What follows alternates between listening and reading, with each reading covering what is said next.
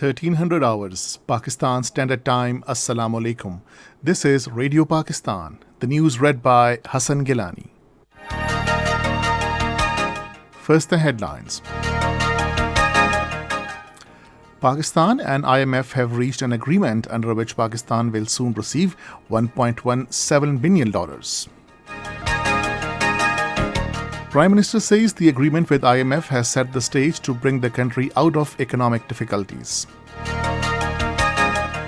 Minister for Planning has called for emergency action plan to cope with the global challenges of food insecurity, poverty and climate change. Post-Hajj flight operations to bring back 84,000 Pakistani Hujjaj will begin from tomorrow. NATO says it is focusing on supply of modern heavy weapons to Ukraine. And now the news in detail. Pakistan and the International Monetary Fund have reached an agreement under which Pakistan will soon receive $1.17 billion. In a tweet today, Minister for Finance and Revenue Miftah Ismail announced that the agreement has been inked to complete the 7th and 8th reviews of Pakistan's extended fund facility. He thanked Prime Minister Shehbaz Sharif, his fellow ministers and financial team for their help and efforts in reaching the agreement with the IMF. Prime Minister Shehbaz Sharif says the agreement with the IMF has set the stage to bring the country out of economic difficulties. In a tweet today, he felicitated the Finance and Foreign Office teams led ably by Minister for Finance and Revenue Miftah Ismail and Foreign Minister Bilawal Bhutto Zardari for their efforts in getting the International Monetary Fund program received. The Prime Minister hailed the step, saying it was a great teamwork.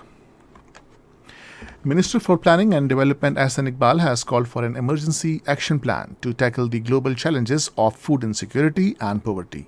He was addressing a news conference in New York on the sidelines of High-Level Political Forum 2022 at the United Nations. The minister said global food insecurity is particularly hitting the developing countries due to low productivity, water scarcity, land degradation, and climate change. He said efforts must be accelerated to ramp up food production, keep supply chains open, assist poor farmers, and build food banks.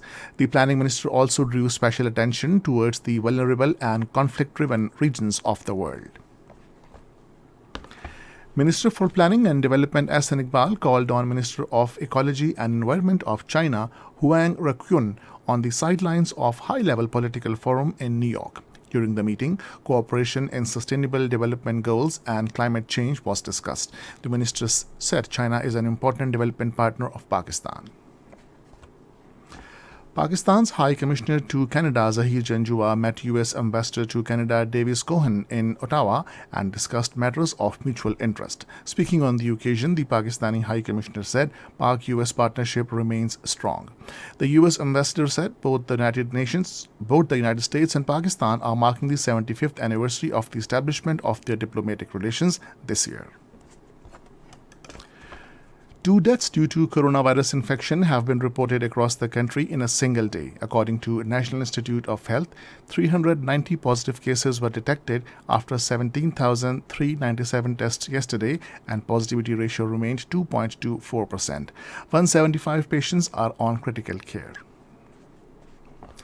The post-Hajj flight operation to bring back 84,000 Pakistani Hujjaj will begin tomorrow. According to Central Control Office in Makkah, the first flight will depart from Jeddah tomorrow, while flight operation from Medina will start on Wednesday.